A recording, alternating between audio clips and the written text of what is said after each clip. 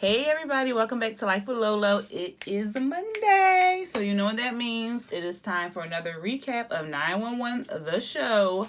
Tonight was deep. I'm gonna go with deep. It wasn't dry, it was deep. It had a lot going on. Some good tidbits in this episode.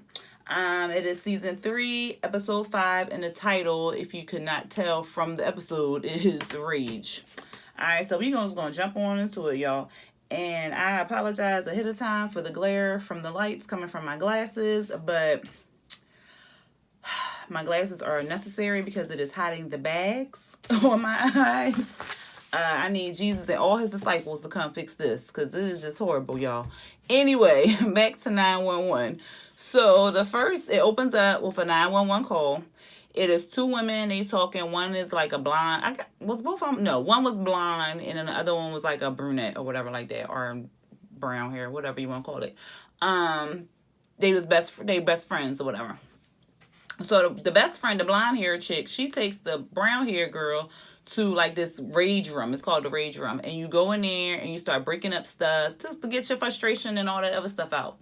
So she takes her. She was like, the brown hair girl was like, I don't know, I'm not really feeling this and so forth. So she was like, well, what about that time when your ex-husband, I think his name was Steve or whatever, did X, Y, and Z? And she was like, oh yeah, because blah, blah, blah. So then she was feeling it or whatever like that. So they go into the rage room. They just breaking stuff. And at first the brown hair chick, she wasn't feeling it. And then the blonde hair girl, she had to keep telling her about stuff that her ex-husband did to her. Girl, when she slipped up and was like, remember, no, what she said, she was like, and that annoying barking sound when we having sex sounding like a seal or whatever. And the brown hair girl was like, wait, what? I ain't tell you that. How the hell you know? She was like, well, you had to have told me. She was like, nah, bitch, you was sleeping with my. She started going ham. Now she was feeling that Jane. She started breaking everything up in there. And then we skipped to Maddie. Maddie getting the phone call. And she like, my best friend is trying to kill me. She trying to kill me. Whatever like that. We see Bobby and the team. They go into the rage room. This chick, she done hid in a damn barrel. A metal barrel hiding from the friend or whatever like that. The friend must have been banging on the metal barrel with the bat. Or that sledgehammer, because they gave him like sledgehammers, bats to bang on stuff. When I tell you, she couldn't hear nothing because she was banging on the damn thing. The girl had ringing in her ears and all this other stuff. It was a mess. And so Althea went to go. She was, arresting the girl because she was trying to assault her. And so the best friend, the one who was the mistress or whatever like that, she was like, well, no, I don't want to press charges and blah, blah, blah. And so I think it was like, you want to be a best friend or whatever like that, you can bail her out because she going to jail. And the best friend like, I don't want you to do that. I'd rather spend every day in jail than have you do anything for me. So she going off, y'all. It was hilarious. I said, friends like that, who needs enemies? Child. But that's what her ass gets. She should have, wish she would have hit her one time. Anyway, we see Hannah and her girlfriend Karen. I did finally learn her name. They were waiting for the doctor to tell them, what was happening with the embryos and stuff like that. And comes to find out that 6 of the embryos was good or whatever like that, or made it. So they all excited and so forth. And then Hen, we think she going to work. She going to this deposition for Buck, because remember Buck talked to that shady ass lawyer, and the shady ass lawyer convinced him to sue the city and his station and all this other stuff. So it's like a whole mediation type thing. Not Buck. Yeah, Buck and his lawyer on one side, Bobby and his lawyer, or I guess the city lawyer or whatever, is on another side. And then so they talking to Bobby. And then the lawyer, the shady ass lawyer, he going in on the whole team. Because the Buck then gave all the freaking secrets. When they put Chimney up there and Chimney kept saying he went back to work after all his traumatic stuff after a month, I was like, Lord, Chimney is not helping the case at all. And so then they brought her up there to testify. Well, not testify, but give her statement or whatever like that. And he was like, you used to work for a pharmaceutical place, about these anticoagulants and stuff like that. And your niche was to tell the people that they could go back to work if they on these anticoagulants and stuff like that. She was like, I wasn't a medical professional. I was selling the product. I would say, whatever I needed to say to sell that product. So, and like truth be told, people on anticoagulants, you have to be on them for a certain amount of time before you can start working. They don't even let truck drivers go back to work if they on an anticoagulant. So, like, come on now. Because I used to do the physicals. Anyway, what was I saying? Oh, so then who else they had? They had Chimney and Eddie. So Eddie, they had him up there or whatever like that, and they was trying to say, oh, Eddie shouldn't have went back to work after his wife died and blah blah blah. And Eddie was pissed. Like, Eddie was just staring Buck down. I was just like, he giving him the whole death stare. Like, if looks could kill, Buck be dead. And then the lawyer want to talk about Bobby's alcohol and drug problem, talking about he shouldn't be back to work, he shouldn't be working there because alcoholism is mental and all this other stuff. Yeah, it is. How about he got it under control though? Just because people are alcoholics or I shouldn't say, well, yeah, because once you're an alcoholic, you pretty much alcoholic the rest of your life. You just don't drink or whatever like that, but you still have the tendency of relapsing. But anyway, he's under control. He did relapse, but he's been clean for a year. He wasn't working when he did all that or whatever. Like, well, no, he did work and then they caught him, and then I think he stopped working, or was he still working? Was he still working? I think he was still working, but he wasn't working when Diaz got back on the ship. That's what it was. But he got back under control under his stuff. Now, should he have been working? Probably not, since he was going through all those changes and stuff like that. But he shouldn't lose his job forever because he's an alcoholic or whatever like that, because he's not actively drinking or whatever like that. So when he did that, I said, "Ooh, Buck, you's a lowdown." Ooh, and Buck's so simple. Like, he'll just go with anything. So that just made me so mad. And then we see Buck in the hallway with his lawyer, and then Chimney and them in the elevator. And Chimney closed the elevator right in Buck's face. Good. That's what he should have did. Anyway, we see another 911 call. This was so excuse me, y'all. This was so stupid. These activists save the ducks or whatever. They don't want the ducks to be slaughtered and all this other nonsense. So they want to chain themselves to the crane that take the ducks bye-bye and get slaughtered or whatever like that. They chain themselves to the thing. The man, he pouring oil or something on it and set the cranes off or whatever, like the machine off. He turned the machine on. They couldn't turn the machine off, or they couldn't turn the machine off. Anyway, this Jing is choking the crap out of this boy. They call 911. The team arrived. They like, where the key at? Where the key at so we can take you out? He didn't swallow the key. Why would you swallow the key? Wasn't you going to get... Did you plan not to get off the crane ever? Like, come on now. So the thing choking him. The man like, oh no, I can't turn him off. I'm gonna have 100 or so dead ducks or some nonsense, he said. So he claimed he couldn't turn it off. So they free the boy or whatever like that. They saying he cracked his trachea and stuff.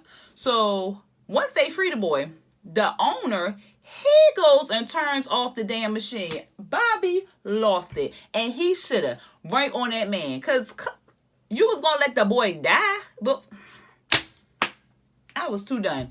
Anyway, so they calm Bobby down. The boy, he choking on the damn key. He stopped breathing. They pull the key out. He good to go. They take him to the hospital. The man talking about he was going to sue. Bobby like, you still going to sue? He was like, no, I'm good. I ain't pressing charge. Not sue. Press charge. I'm not pressing charges. Well, I think we even. You think? Ooh, that scene. Anyway. Oh, not that scene. This next scene. Yo. When I tell you this next scene made me so... So, we see Michael, because in the beginning, Althena and had... Well, she ain't dropped the kids off. But anyway, Michael came to pick the kids up from Althena's house because he was taking them to their grandmom's house or whatever like that. And so we see, this next scene, we see Michael and the kids, May and Harry, coming back. Harry knocked out in the back seat. May, she on her phone talking to her dad, blah, blah, blah. They driving. They cross outside of LA city zone. So they must be somewhere in the country. Watson's not country, but you know, outside the city. Anyway, they get pulled over. Now it's pitch black outside. They get pulled over. The cop come up to the car. I said, here he go. I said, as soon as I saw him, I knew it was gonna be some issues. He get up to the car. He gonna say, you know, how you doing? Blah, blah, blah. He didn't say how you doing or whatever like that. He gonna ask about, is this your car or something? Like, some foolery. So, Michael, like, well, I got my, he was like, oh, license and registration. He was like, well, it's in my glove compartment. Can I go over there and get it and blah, blah, blah. He was like, yeah, sure, you know, whatever. So, he go over there, he give him his license registration. That's when he gonna ask, is this your car? Michael was like, it's on the paperwork or whatever like that. This when the fool want to talk about something, step out the car. For what? What I'm stepping out the car for? You don't smell nothing, you don't have no property cause? Okay, I'm going to step out the car. So he step out the car. Then this man going to say, he stepped out the car. What the hell he say? Oh, I can't hear. Oh, Michael had asked them, can I ask you, you know, why you pulled me over, whatever that. He going to say, because your tags expired. Sir, how you see my tags in this dark? Okay, whatever. Maybe you did. I doubt it. He saw a black man in a nice car and he wanted to pull him over. Like, some tags expired. How you see my tags? Oh, okay. Anyway, so he was like, oh, my tags expired. I actually got new tags in the car. I just ain't put them on or like that. I can go get them. Hold your hands up. All this extra stuff. So here come the young dude. He come around. So May started recording when the older cop had started getting all loud and stuff like that. And cause mind you, when he first got out his cop car, that is not whatever. We gonna go with cop car. So when he got out his cop car, he had his hand on his gun. So you did all that for an expired tag? Okay. Whatever. So May started recording, and then the young dude, I guess all the commotion and stuff like that woke Harry up. So he popped up out the back seat. The dude got the gun. Don't move. He was like, that's my son. Like, what are you doing? I messed. He almost shot that little boy because he was too overzealous. First of all, you should have been walking around the car checking the car. Why the old man ain't checked inside the car when he was trying to pull him over for a freaking expired tag? He should have looked in the back seat. And that's what you're supposed to do. You're supposed to observe and surveil. You're supposed to look, see what's going on. Why you ain't do all that? Just doing the most. They could have shot that little boy. I was so mad. So then he was like, Michael was like, I'm married to a Sergeant Althena, I can't think of her damn last name, Althena, and blah, blah, blah, running down her stuff. So I guess they went to go check or something like that. The young dude talking about, oh, it's a little boy back here. Duh, that's what we tried to tell you. So they go, I don't even know if they had even checked the information. So they come back and they give Michael back his stuff and tell him to have a nice day or some stupid How you gonna have a nice day and you almost try to shoot him and shoot his son in the back seat? If you don't get the out of my face. So they go back and Michael's telling Althena and they getting into like this heated debate or whatever like that. And I could see a little bit, like a little bit, like, you know, like a little bit or where she was coming from. But for real, no. Because you need to be trained better than that. Like, why the first thing you do is got your hand on your gun? I understand it's risk out here to be a cop and all this other stuff, and you don't know what's going to pop up in the back seat or the passenger seat or the trunk or whoever underneath the glove compartment, whatever. But come on now. No, you're the one with the gun. Like, yeah, some people out here who just doing bad and who want to shoot up cops and you don't know and all this other stuff. But come on now. Like, why is your first instinct is to pull your gun out? Like, that's just so ridiculous, especially with all the crap that's going on. Like, why is that your first move? Now, I understand what she was saying, like, they don't know what they walking up on, but that's the risk you take as a cop. Like, that's the job you sign up for. Like, for real. Firefighter signed up to run into a house that's on fire, and you may or may not make it. A cop signed up to take risk and, unfortunately die. Like, that's the risk you take because you knew your job was like, whatever. Anyway, they go back and forth. May getting upset. She gonna post the video. Althena like, no, because I don't want y'all face attached to this and blah blah blah. I'm gonna get on my whole soapbox, y'all. I'm sorry about that. But that really really pissed me off. Like, because they was just doing too much. And the sad thing is, this happens in real life. So it's just like, it's just so exhausting. It's just, oh, it's like you can't be safe nowhere. Oh my God. And they supposed to protect us. Okay, let me focus. Okay, I'm sorry, y'all. Okay.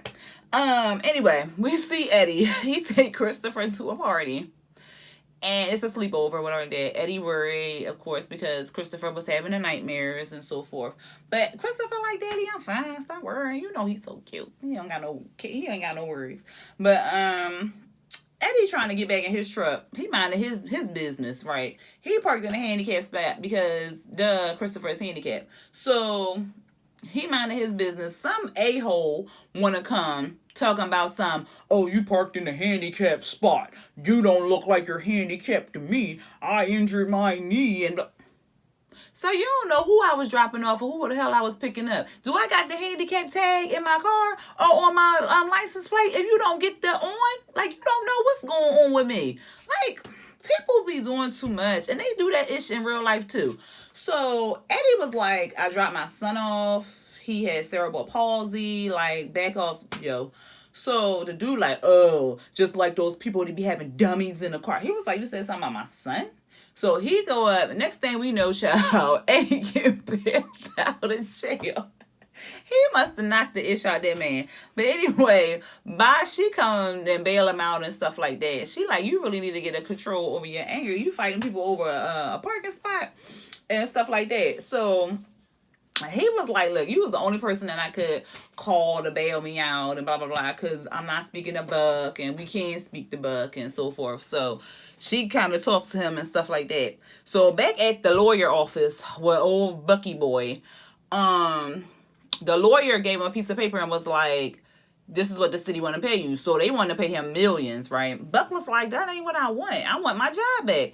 I'm like, Buck, come on now. So the lawyer finally tells Buck, like, okay, so they paying you these millions. You really think you're going to get your job back after all what you did? And Buck like, well, that was supposed to be, not patient client, lawyer client, confidential or whatever like that. You weren't supposed to share the information. He was like, motherfucker. So that's looking at on his face like, what you think I do? I'm a shady ass lawyer. Like, what you thought? So anyway, because Buck's so naive and foolish. I just don't understand it. Anyway, we see Althena. She looking at the video that May had recorded. She getting mad. I guess she talked to her supervisor. Her supervisor came back and told her that she was going to put the guys on suspension and whatever. They going to be back to doing stupid-ish anyway. Because Althena was like, what'd she say? Whatever that man name was, the old dude. She said he had a whole bunch of complaints from other black people, and ain't nothing happened to him because he's still walking around with a badge on his chest. Like, get out of here. So Althena ain't happy. She said she gonna do something about it, but she didn't really say it out loud. But she said she was gonna do something about it. Anyway, we see this Fight Club scene with Eddie and Bosch. Bosch took him to like this underworld, like Fight Club type thing, like an MMA, off the books, off the radar, basically Fight Club. So she going there, she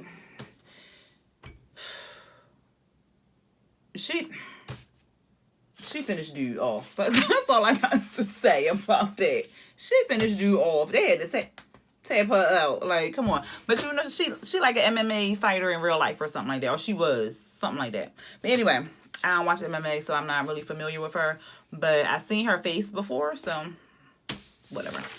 But that's what she do for a living, so she hurt dude. Anyway, we see Bobby and Mike. They share this deep moment on the back porch. And I love their relationship and stuff like that. Where they can talk and it's different type thing. But anyway, it's a good different. So like the ex and the new coming together for the kids and the family, and it's no bickering, it's no fighting. It's good. I love their relationship. So anyway, they was kind of talking about what happened, and Mike was saying he had to have that hard conversation with Harry about what happened and what to do in the future or whatever like that. So he told Bobby, he was like, I'm glad that you are in their lives, because if something were to happen to me, I'm glad they would have you as their, dad or whatever like that and so forth. But I was just like, damn. But So he sat down with Harry and talked to him and told him, you know, like the rules and stuff, or when you get pulled over, which is so, I ain't gonna do it again, y'all, but it's crazy that we gotta talk to our children like this. Like, I got an 18-year-old son. Oh my God, I can't believe I just said that out loud. But I got an 18-year-old son. And it is just ridiculous that we have to have these talks with our children, our male black children, to tell them, you know, like, what to do when you get pulled over by a cop. Like, it's just ridiculous. So then he pretty much told him, like, because little Harry had all these questions. And it was valid questions and stuff like that. But, he was they basically called it the help or whatever like that. He was like, you was smart, you was beautiful, you was kind. Like, but anyway, not a joking moment. But that's what he basically told him. And he told him that, you know, like, you not different than anybody else, but they'll see you differently. So unfortunately we have to act differently because of stupid, ignorant ass people. But anyway. So then next we see a cop car and a car in front. Althena driving the cop car. I said, okay. And then we see the old dude. He driving the car, whatever like that. She pulled him over. He been drinking or whatever like that. She told him to turn the engine off, turn off the car, step out the car. Turn the engine off, step out the car. He drunk. She going by the book. She going boom, boom, boom. She like, we going by the book. Then we gonna go by the book. But she read that man to filth, okay? And he was trying to apologize and all this other stuff. I ain't know it was your family and stuff. And she was like, so it was gonna be another unlucky family out here if it wasn't mine? Like, turn around, walk the line. Oh, I said, oh, she's so bad. Oh, I love her. And so he was like, this retribution and all this stuff. She was like, if it was, then I would have done it. I would have did this when your kids was in the car.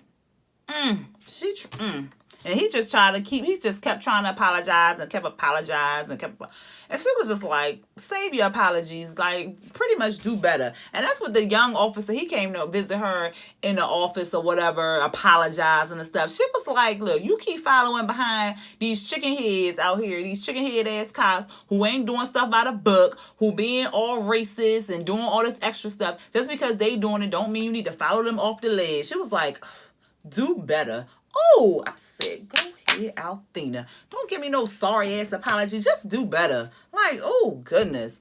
Anyway, we see but Bobby and them. And I thought it was like some fire or something. Child, they was about to go grocery shopping. He handing out these lists and these duties of what to do and all this other stuff. Like they about to go put out a 5-alarm fire or something.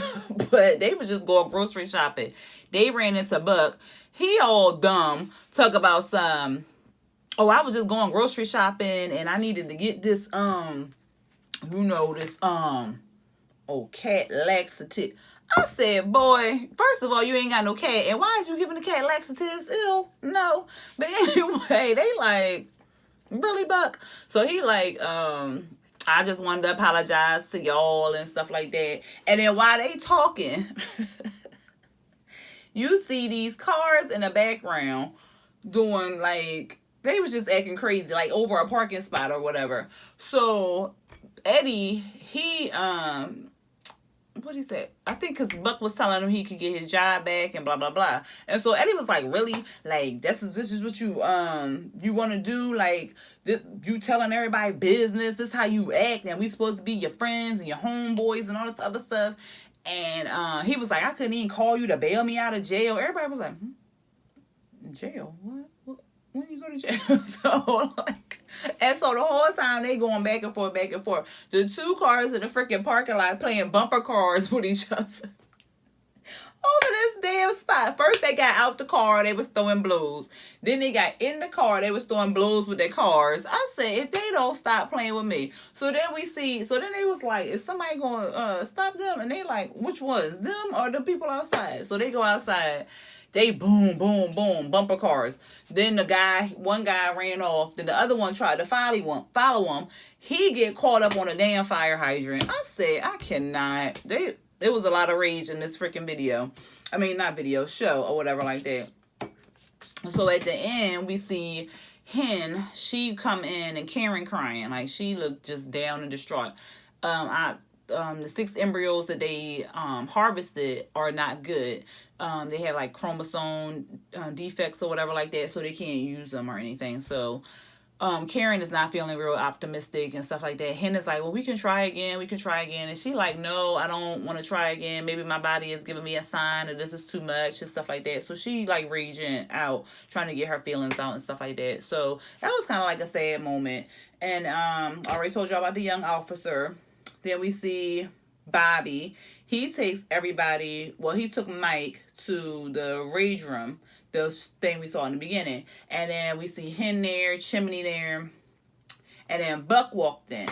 And so Buck was like, he was apologizing to Bobby. And Bobby was like, you know, whatever.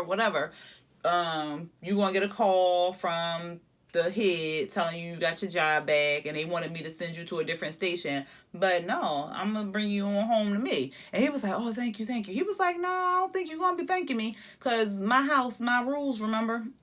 I said, oh, payback a bitch. But anyway, they started breaking up stuff, whatever like that. And I was like, oh, I got to see, they got a rage room where I live at, because that thing looked fun. Anyway, we made she keep watching the video of when Mike got pulled over. Then we see Maddie. She's still stalking this freaking family, y'all. And then we see Eddie. He went back to the fight club and he was fighting. At first it looked like Eddie was about to lose. I said, oh no, not Eddie. But he came in with this like Jackie Chan type kick. And or Mortal Kombat type kick. Yeah, that was more like Mortal Kombat type kick. And he pretty much finished the dude off. And that was it. What was next week? I can't even remember what next week was, but it looked good. Anyway, you know, like I love this show. And I'm going to keep watching anyway, because it's good. And I do enjoy that you watch my reviews. And I hope you enjoy this review. Oh, it's 27 minutes long. I ain't mean to keep talking. See, I went on a tangent a little bit too long. My bad, y'all. Anyway, until next Monday. Peace.